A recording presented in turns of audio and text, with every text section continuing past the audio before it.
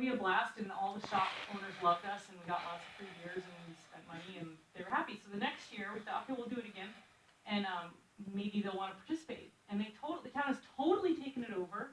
There's 3,000 people signed up for this marathon. The town is completely in charge of it. All the businesses on Main Street are open. They have a huge craft fair. They have a bus shuttle around the town.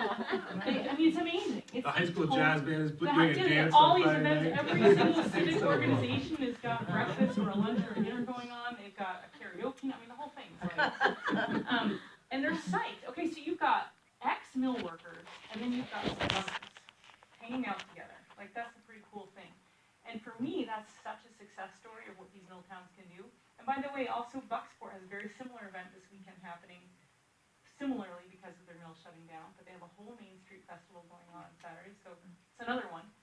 But to me, that is like the key to success of District 2, right? This sort of town-led initiative, totally wacky creative ideas.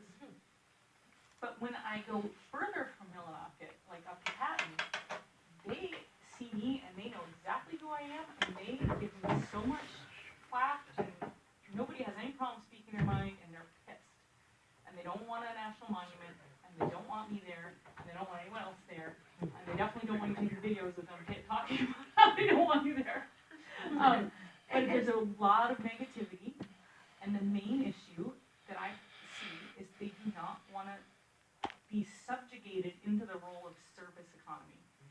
And when you go to Bar Harbor and you talk to the business people there, they are weirdly resentful of being in a service economy.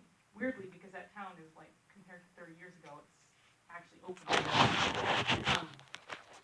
So that's one big issue. You take this group of this population that has worked independently, so, as independent contractors, a huge amount of freedom in your life to do whatever you want, to not be accountable. There's a lot of Mainers who really value that. I value that. I don't want a boss. Now you've got to turn your house into a bed and breakfast. You gotta deal with outsiders. That to a lot of people up there is not a successful transition. So I wonder about addressing that. And I also wonder about the issue where in Bar Harbor, for example, they're generally resentful and pissed at the Park Service for not doing more to support the community. So, for example, why don't they keep the road open all year round? It's the federal government. They should have as much money as they want. So there's no one really communicating between the Park Service and the town. Like, actually, by the way, we were shut down. We're all on furlough for 6 months. We can't plow the roads. So they're just kind of pissed that the federal government isn't handing out more to support the infrastructure. Yeah. So you've got both of those things going on. Is that clear? Totally. Okay. So I'll start by saying my experience in Patton is 100% different than what you described. Maybe you're cuter.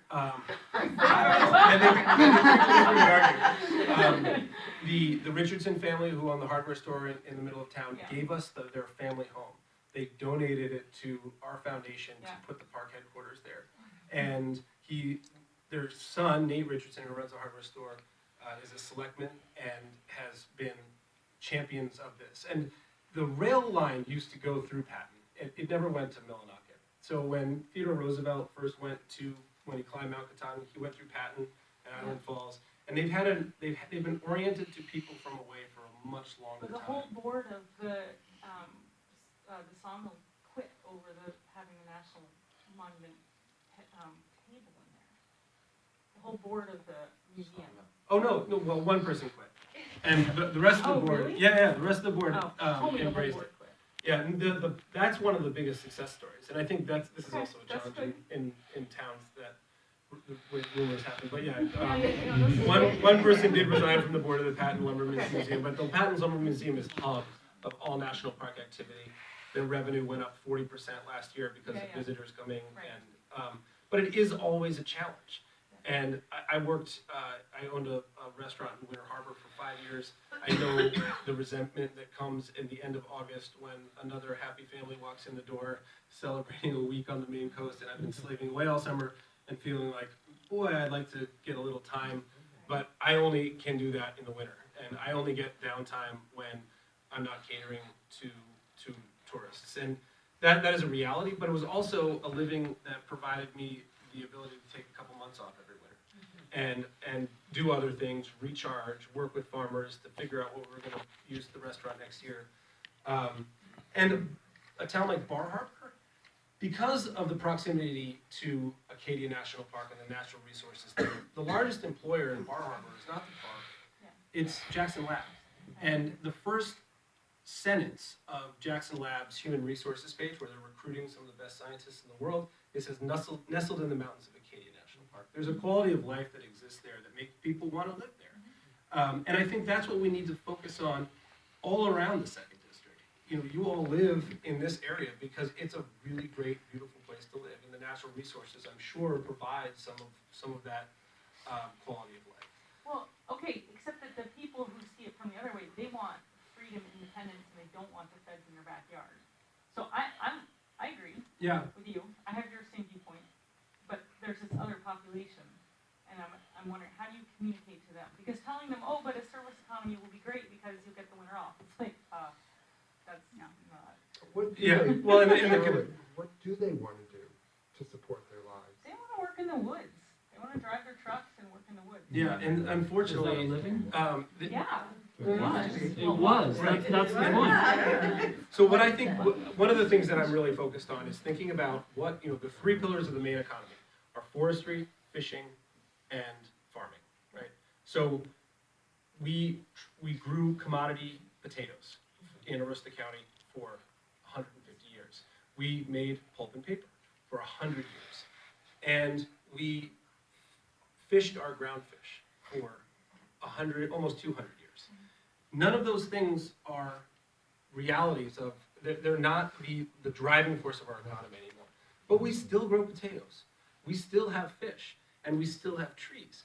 We just have to think about how to do it in a 21st century economy. We cannot, when I ask my 6-year-old daughter what a phone book is, which Great Northern Paper made, she thinks it's a book that maybe you can call someone on. She has no concept of what this really is.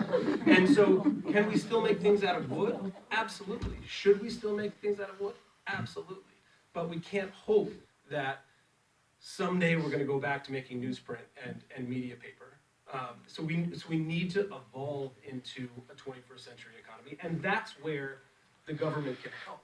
That's where small business administration grants come in. That's where rural economic grants come in. That's where innovation grants come in. All those things are a reality of what our government does to transition places that need a transition. Massachusetts 8, the congressional district in the Berkshires, got $78 million since 2014 in SBA grants. Maine, 2nd district, from 14, when Bruce Poliquin was elected, has had $2.2 million. And that's a bucket of money that exists that we can advocate for. And because our congressman is asleep at the switch and advocating for pulp and paper mills to come back, it's like driving down the freeway at 80 miles an hour, hoping to guide yourself by looking in the rearview mirror. And we have to look forward, and we have to think about ways in which we can make that transition. And I'll be the first person to admit that all the ideas aren't there right now. And it's a very difficult transition, one that will be bumpy and has been bumpy for a long time. And there are people that are really upset about having to go through that transition. But change is upon us. Whether you like it or not, it's happening now. And so we need to figure out how to be the instrument of that change so the outcomes that we want actually come to fruition. And that takes a lot of conversation and coming together, regardless of political power or political party. It really is about, what do you want? Well, here's what I want. Here's what you want. How can we find a way to make it work? Because absolutely, I haven't met a logger yet that said, I really want to be a chambermaid, but only for 6 months of the year, and then I want to go on unemployment. I haven't met that person yet, and I've never met a lobsterman that said, I want to work, at an aquaculture facility, putting fish bait into concrete tanks. But somewhere along the line, there's going to be something that we were able to do to make the transition, and that takes investment, and it takes ingenuity. And the one thing I know we have in spades is ingenuity. Mainers are incredibly hardworking and smart, industrious people. We just need the investment and support. Yeah. But you said it, lobstermen are not going to change into high tech, nor are the loggers, but they're interested in their kids. And what is the future for their children? Yeah, I mean, And that depends on education. absolutely. How are we going to pay for it? I think that's the questions you're going to get, aren't you? Yeah, I mean, I think, so I grew up in Dover, Foxcroft, and Guilford. Every single person that I went to school with has moved away. They live in Bangor or Portland or farther. And, we, in the second district, we've had more deaths than births for the last 3 years. We're one of, like I said on the top of this conversation, we're the oldest congressional district in the country. So what do we do to keep kids here? And how do we empower them to want to come back if they do go away? I think that's a really important thing to consider as well. That's sort of what I call the salmon effect. Like if you're going to leave and go out into that big world of information and eat all the nutrients and grow big and strong, what's going to cause you to come back and spawn here in Maine? We need that too. We can't just hold on really tight to all our young people. Okay, yeah. So we need to have both. And I think education is the absolute baseline for keeping people here. I think that trade schools and community colleges are a great path into a four-year education. But people are loaded with student debt. I mean, how are we going to have cheaper community colleges? Are we going to have tuition pay? I'm just interested. I don't know. Yeah. So how do you answer this? What do you deal with student debt? Yeah. I mean, first of all, we don't write a tax bill that just that's absolutely absurd. And the Republicans are focusing on eliminating higher education as best as they can because they know that people are much more subservient if they don't have an education to think for themselves. And so if our government funded education, that would be a great place to start, both community colleges and four-year colleges. I think there's an absolute precedent in other countries where education is a priority and it's funded by our government, and there's no reason why we couldn't do that here, and we should do that here. So I did not go to college. I went to cooking school, and I worked as a cook and a chef, and worked in the restaurant industry, and had a great career, and I'm proud of the accomplishments that I have. But what I learned as a really young person, a lot was from my parents, and a lot was from teachers in second, third, and fourth grade that taught me to be curious, taught me to want to learn. And so I think early childhood education is extremely important, and also making sure that parents have the time and energy to cultivate curiosity and willingness to learn in their children. I mean, that is so much. I think of all the things that I love to do now, I learned from my parents. Fishing, hunting, hiking, painting, the entrepreneurial spirit that I have, all came from my parents. And so how do we make sure that our parents aren't crippled in working multiple jobs, don't have access to public transportation, can't put gas in their tanks? Imagine having to wrestle with all of those challenges and then find time to work with your 8-year-old child to make sure that they're doing their reading homework and to read a story to them every night. And so I think a lot of emphasis needs to be put on a parent's relationship to their young children and making sure they get fed well, making sure they get enough sleep, and making sure that they get time to spend with one another. And that comes back to sort of the basic human needs part of things. And so we can focus on college, and I think we need to make college more affordable, and we don't need to cripple our students with student debt, but we also need to focus there too. Yeah. So you kind of touched on a couple of these things, but I wanted to ask a question that deals with some statistics, because you've talked a lot about industry, but close to 90% of businesses in Maine are considered small businesses, and almost 80% of those businesses are owned by people who plan to retire in the next decade, so this kind of gets into bringing young people into the state. Less than 20% of those people have a succession plan for their business, so super high risk of closure. It's in fact the largest avoidable job loss facing the state of Maine today. So kind of to follow up to that question, and also your experience with small businesses, do you have some tangible ideas for how to match young people with the existing businesses in Maine? And I think this is also a nationwide problem. Yeah, that's really interesting. It's not something that I've thought about from a statistics standpoint, but I think we have a farm in Gouldsboro, and our neighbors right next door is Bill and Cindy Thayer, the Dundee Yeah. farm. And That's another statistic, just to draw this out. Almost 400,000 acres of farmland are about to transfer in that next Right. decade as well. And I mean, nationwide, it's something like 21 million acres. yeah, And those are the avenues that young people are interested in. right. So a young family has taken over Bill and Cindy's farm. They're from Long Island. They can afford land there. And I know Bill and Cindy wanted to retire long before. I've known them for 25 years. When I met them, they were ready to stop farming. But it's hard, right? It's hard to make that transition. It's hard to sell a business that you're really attached to, that you've done for a long, long time. And I think one of the things that worked in their case is the apprentice program, and having MAFCA's apprentice program matching young farmers to existing farmers, and ultimately relationships grow and that develops. And so that's one example. And I can imagine more of that apprenticeship program developing. It could even develop through the community college system. I mean, this is just thinking off the top of my head, but if a program was placing students with existing small businesses, so they could learn the small business administrative side of it, learn how to make payroll and pay, workman's comp and all of the intricacies of running a business, because oftentimes it's those things that are the biggest hurdle to get into the business in the first place. Yeah. So I think it's really important. I mean, most of the things that I learned in my life, I learned from somebody else that was willing to take the time to work with me and show me how it worked. And oftentimes those were people that had been doing it for a long, long time. So perhaps institutionalizing that in some way in the education process, in Maine education process, I think would make a lot of sense.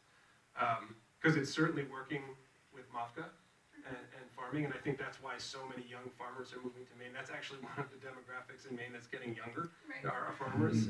And one of their biggest challenges is access to farmland. I was in Augusta yesterday at Farms for All and Maine Farmland Trust joint conference on access to farmland. And the demographic, the age in the room is a bunch of young people. They're furiously taking notes, trying to figure out, like, how does the easement process work? How do you convince someone to put an easement on their land to make it more affordable so they can farm? And how do we manage the farm bill so dairy prices don't make it completely uncompetitive for a young small farm to actually make and grow local dairy cows? So I think a more localized and more apprentice-style system of education, certainly in a community college and in trade school, would make a lot of sense. And that's what it was like in Guilford and Dover and Parkman and Cambridge. All of our friends, all of my friends' parents were, they made handbags or wooden toys, or they had a shingle company, and they had a couple of employees. And you're right, that's exactly the main economy. And I think what in the places like Bucksport and Millinocket, East Millinocket, Rumford, Madison, Lincoln, Old Town, the boom and bust of their economies is because they didn't have that diversity of small businesses. They just had all their eggs in one big basket, and we stopped making newsprint, and it all comes from. So it was interesting what you said about the decrease in the SBA loans under Poliquin. That's really fascinating. Yeah, I mean, that's the most infuriating thing to me. I can't tell you how many home brewers in Millinocket tell me, man, I'd love to open up a brewery, but how do I get capital? How do I even get started? Yeah. And I mean, that is like the lowest hanging fruit. It's small investments like that, and that can really change the course of a small town. So, I mean, he is literally just asleep at the switch with there's an EDAT, Economic Development Association training that's happening around the forest products industry in Maine. It's been a 2-year process that Angus King went to the Department of Commerce in the Obama administration and said, look, if I'm going to support the national park, we should also do an EDAT to try to figure out how to work with the forest products economy. Seems like a reasonable thing. Bruce Poliquin didn't participate, and our governor refused to accept any state funding for it. So I mean, so it's like, what is going on? Like, not only are they just asleep at the switch, but they're actively opposing it. And I mean, this stuff is, how do we make more factories to make tables and cross-laminated timber and fuels and all of the biofuels that we can make out of our trees. There's a million things that can happen, and all it takes is some of that early investment. So Have you followed the food sovereignty movement? I have. And what is your angle on it, or how have you felt about it, or et cetera? I think that it's one of the biggest advantages that Maine has. I mean, I think that not only can we produce much of our own food, right now we're importing 80% of our food, and we could be supplying 50% of the food to northern New England. In particular with the face-to-face sales? I don't think it would all be with face-to-face sales. I think it would have to be I think there would have to be balance, and this is what I've heard from MOFGA and Maine Farmland Trust, when I've had a lot of conversation about this. They feel where there needs to be an increase in some commodity farms in Maine to provide the infrastructure for distribution. Along with that, I mean, we're not going to save or grow the small farms with just having CSAs and farmers markets. There has to be more of an infrastructure for transportation and for delivery and for building the capital intensive in additions to farming. And one of the examples is the Buck brothers in Aroostook County. For the last 20 years, they've been growing barley, low quality barley as a cover crop. They sell it mainly to Canada as a cattle feed or feed to pigs. And all of a sudden, there's been this burgeoning craft brewing industry in Maine. And the key to growing, or the key to good craft beer is a high quality malted barley. And so they said, you know, if you look at a heat map across the United States, there's Montana, the Dakotas, and then this big long area where you can't grow barley, and then this little sliver in northeastern Maine, in Aroostook County. And so they said, why don't you start malting your barley? And the Maine Craft Brewers Guild has been encouraging them to do it, but it takes capital investment. And it takes more than just a few small beer breweries to use that barley in order to make the investment pay off. Do you feel the effect of the food sovereignty movement has been positive for small farmers? I do, absolutely. I mean, there's an awareness about where our food comes from, And do you think local towns should be involved in? I know, but it's fine. Do I think local towns should be involved in, because I'm just trying to get my point across. That's all. And you seem to be going into the larger structures and stuff like that. But what I'm talking about is small farms selling face to face and not having a lot of regulation. I guess it's the regulation. Yeah, I mean, I think there has to be a balance. I mean, we can't have food that's getting people sick, and so we need to make sure that people are being careful in what they're doing. But I think, most of the food that I get is from either Dorothea or Mandala Farm, where we grow on our own farm, we make our own pasta, we grow our own eggs. We shop at the co-op, the Natural Living Center. That's where it's a pretty tight ecosystem where our food comes from, and I think that is becoming more and more popular, and that's a good thing. And I also like the trading economy. It's nice to go to the Belfast Co-op with my mom's got a small pasta company and trade a couple bags of pasta for some fresh milk and granola. And, I think that's a great thing. But I think in order to make farming, grow farming into a really even stronger part of our economy, it's going to take both. The Buck brothers do need to succeed. They do need to pay off the investments in their malting operation, and it would be great if Allagash and Shipyard and Sebago and Maine Beer Company was all getting Maine-grown barley instead of buying it in the 18-wheeler load from South Dakota, which is absolutely what's happening now. So they need to get that barley from somewhere. It should be from Maine. Okay. Jim, you want to add?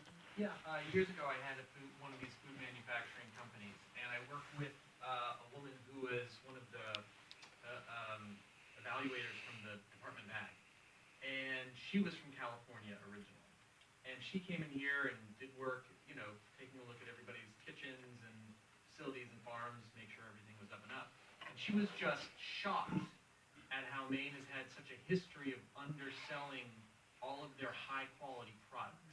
And this could be an extremely different state if for 200 years, Mainers didn't have the attitude, nothing against Mainers, but the attitude of we just have to get through the winter.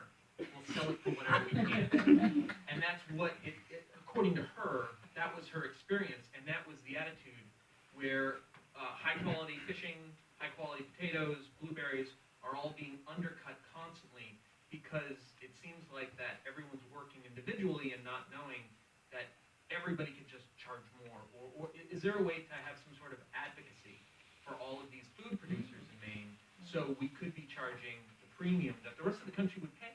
Yeah, I mean, without a doubt, what I think the challenge that we have in front of us is that we have this tremendously powerful brand, Maine. It's got so much equity. You know, everywhere I go in the country and talk about Maine, I love, you know, it's like Maine has got a lot of equity in its brand. However, you're absolutely right. We don't talk about, we sell ourselves short, I think, oftentimes. That was a big argument around the National Monument. People were like, yeah, it's just a bunch of trees. Like, you know, it's like the river and the trees and the mosquitoes. I mean, I testified in front of Congress with our governor, and he said on the dais, it's nothing but a mosquito area. Who would want to go up there? And that seems crazy to me. You know, I went, I talked about this earlier today, but Terry Tempest Williams came to the monument with me a couple years ago, and she and her husband were like, I've never seen so many shades of green in my whole life. This is the most amazing place I've ever been. Like, yeah, that's right. It's really nice here. And so I think we need to be able to articulate what we have here and be able to charge a premium because of it. Because I think you're absolutely right. And I saw Walt Wickham speak in Augusta yesterday, and he was like, yeah, we really should work on branding the Maine agricultural industry. And it's like, yeah, you should talk to your boss about that. You know, who's put down Maine at every turn. So I think that's an incredibly important thing. I think the Maine Office of Tourism, despite barely having any money to spend, has done an incredible job promoting Maine, and I think really it's been done more by the National Park System, by LL Bean, by, you know, I think companies and government agencies have done more for the promotion of Maine than the state itself. Yeah. Can you talk a little bit about your ideas about healthcare and what we might do in terms of Maine and our relationship with healthcare and the federal government and Maine All Care, and where you see us going and what you see as the challenges and Sure. possible solutions being? Yeah, I mean, so at the bottom, the very basis of what I would say is that Mainers, it's paramount that we have access to affordable and local healthcare. And you know, beyond that, I think the role of local hospitals is extremely important. One of the other big cruxes that we have along the lines of small businesses and the ownership transfer is aging in place. And so we need to think very critically about how we're going to provide healthcare for people living in remote areas and how to do it affordably and effectively. I think there's other aspects to that will make it work, including broadband infrastructure. But my mother-in-law is a nurse, as a midwife, nurse practitioner. My father-in-law is an emergency room doctor. My sister-in-law is a physician's assistant, and the things that they tell me that if they could only do to provide the best health care would be showing up at their patients' doors at their houses in the morning and making sure they have a solid breakfast and go on an hour-long walk with them, and that would provide more health care to them than anything else that they're doing, but they're not incentivized to do that. And so I think we need to really start incentivizing and paying for people to have good health outcomes. And that starts with the food that we eat and the exercise that we get. And we need to incentivize, I think, the healthcare system to reward people that are taking care of themselves and living a healthy life, and providing access to it and education around it. I think the food that we eat and the exercise that we get is really paramount to how healthy we'll be. But beyond that, I think also the insurance and healthcare system and the pharmaceutical system has really corrupted basic health care in our country. It's becoming phenomenally expensive. The fact that you charge $50 for an aspirin and, things are going unchecked, that all needs to be evaluated. I think single payer healthcare seems like the most effective to me, but I'm not wed to that one idea. But what I do know is that people need to have the education and the ability to take better care of themselves in an affordable way, and how to incentivize that in an insurance standpoint seems to be a model that we could move toward. And it's not impossible, in Mobile, Alabama, the local land trust got a $10 million grant from Blue Cross Blue Shield to build a system of walking trails throughout Mobile, and that money went to the local land trust because they knew that if people were out walking, if they had access to trails and they were out walking, they would be more healthy and they wouldn't have to pay as much as insurance. So it can be incentivized through the marketplace. We just have to figure out ways to make sure that that's happening. But I think Obamacare, the Affordable Care Act can do better. That there are certainly tweaks that can be made, but I think starting from scratch is a terrible idea. I think working